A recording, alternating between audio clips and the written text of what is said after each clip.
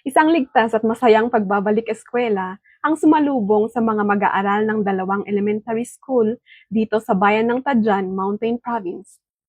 Sa halip kasi na tradisyonal na talakayan ang humarap sa mga bata sa unang araw ng pasukan nitong June 8, 2026, isang espesyal na psychosocial support activity ang inihanda para sa kanila.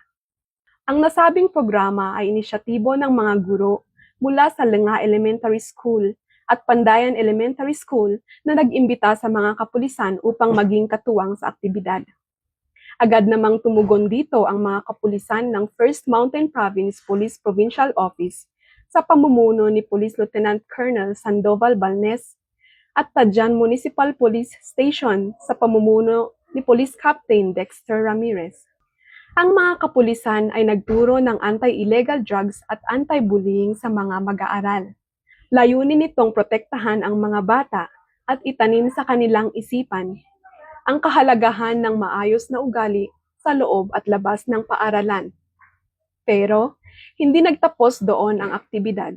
Upang mas lalong maging masigla ang unang araw ng mga bata, pinangunahan din ng mga pulis ang iba't ibang team building activities at mga laro na talaga namang kanilang kinagiliwan. Ang psychosocial support activity ay sadyang idinisenyo upang itaguyod ang emotional well-being, katatagan ng loob, at positibong pag-uugali ng mga mag-aaral habang sila ay nag-a-adjust sa bagong school year.